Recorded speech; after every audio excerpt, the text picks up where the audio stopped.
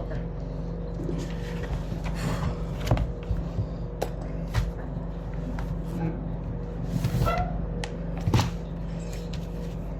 দেখো আমরা আজকে যেটা করাবো সেটা হচ্ছে অনুশীলন 3-এর 17 নাম্বার।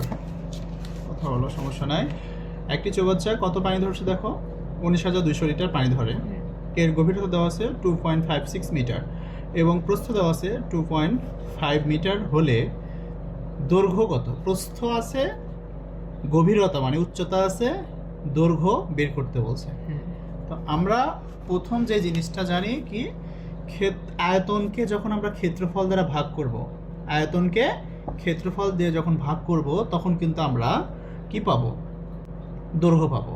আবার তুমি যদি মনে করো যে স্যার আমি আয়তন ইকুয়াল আয়তন করে দৈর্ঘ্য নির্ণয় করব, তাহলে আমরা কিন্তু সেভাবে করতে পারি। তাহলে কোনটা তোমরা করতে চাচ্ছ বলো?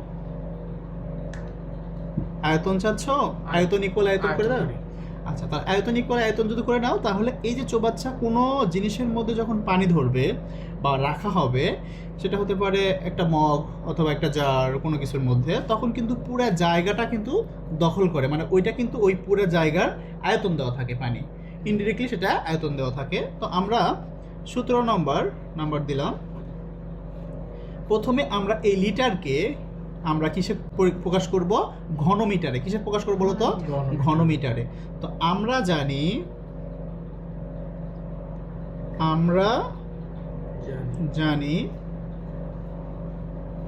1000 লিটার সমান সমান 1 ঘন মিটার। আচ্ছা, এরপর দেখো, তাহলে আমরা এটা পাইলাম, কি পাইছি বলো তো? 1000 লিটার সমান সমান 1 ঘনমিটার। তো আমাদের অতএব কি করব? 1 লিটার সমান সমান 1 ঘনমিটার হবে? হবে না, তাহলে কমে যাবে। তাহলে 1 উপরে 1000 নিচে এত ঘনমিটার। অতএব কত দেখো আছে আমাদের, কত চৌবাচ্চায় কত লিটার আছে? 19,200 লিটার সমান সমান, তাহলে বেশি হলে কি হবে? গুণ হবে। 1 গুণন 19,200 ডিভাইডেড 1000 ঘনমিটার। তাহলে আমরা ভাগ করলে পাবো হচ্ছে 19.2 ঘন মিটার। তার মানে আমরা এই চৌবাচ্চার আয়তন কিন্তু পেয়ে গেলাম কত বলো তো? 19.2 ঘনমিটার। 19.2 ঘনমিটার আমরা কিন্তু আয়তন পাইছি। এখন যে কাজটা করব, এই চৌবাচ্চার কি কি দেওয়া আছে? চৌবাচ্চার গভীরতা দেওয়া আছে, প্রস্থ দেওয়া আছে, আর দৈর্ঘ্য দেওয়া নাই, সেটা আমরা এখন ধরে নিব। এখন যে কাজটা করব, চৌবাচ্চার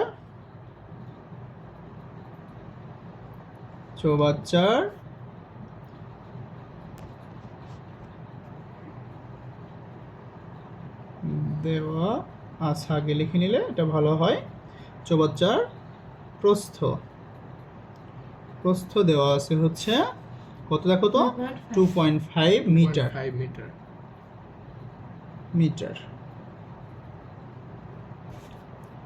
চৌবাচ্চার গভীরতা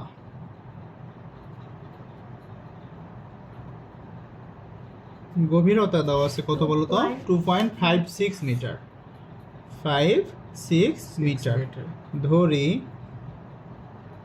চৌবাচ্চার দৈর্ঘ্য, চৌবাচ্চার কি বলতো? দৈর্ঘ্য। আমি ক ধরলাম যেহেতু এটা পাটিগণিতের অঙ্ক, মিটার। এটুকু সুন্দর বোঝা যায়? আচ্ছা, তাহলে আমরা কি বের করব? আয়তন। চৌবাচ্চার কি লিখবো? আয়তন। তাহলে চৌবাচ্চার আয়তন, তাহলে আয়তন নির্ণয়ের সূত্র কি বলতো? দৈর্ঘ্য গুণন প্রস্থ গুণন উচ্চতা। তাহলে দৈর্ঘ্য গুণন প্রস্থ গুণন গভীরতা। উচ্চতা আমাদের নাই এখানে, গভীরতা। তো তাহলে এটার আমাদের একক কি বলতো?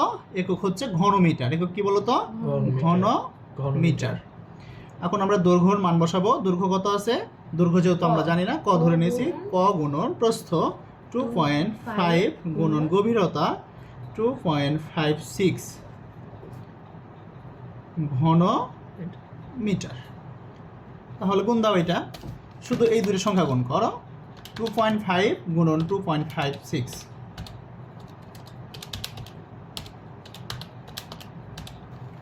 6.4 আচ্ছা, তাহলে 6.4 ক ঘন মিটার। দেখো চৌবাচ্চার এটা আয়তন, এটাও আয়তন। তাহলে আমরা সবসময়ের জন্য তোমাদের বলে রাখি যেটা, যে যখন সমানে সমানে হয় তখন সত্যমতে এটা ইকুয়াল এটা লেখা যায়, অর্থাৎ হাত সমান হাত, পা সমান পা। তো সেম জিনিস, তাহলে আয়তন ইকুয়াল আয়তন লিখতে পারি আমরা। তাহলে আমরা এখানে প্রশ্ন মতে লিখব, প্রশ্ন মতে 6.4 19.2। আচ্ছা দেখো এই 6.4 কয়ের সাথে কি অবস্থায় আছে? গুণ অবস্থায় আছে।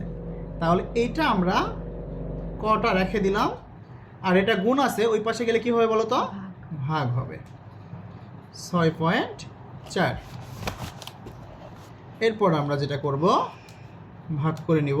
তাহলে ভাগ করলে কত আসতেছে দেখো তো? 19.2 ভাগ 6.4, 3 আসতেছে নাকি দেখো? 3। অতএব আমরা ক এর মানই কিন্তু বের করতে বলছে প্রশ্নে। দেখো প্রশ্নে বলছে চৌবাচ্চার দৈর্ঘ্য কত, তার মানে আমরা ক দৈর্ঘ্য ধরে নিয়েছিলাম, তার মানে চৌবাচ্চার দৈর্ঘ্য 3 মিটার। আমরা লিখব চৌবাচ্চার দৈর্ঘ্য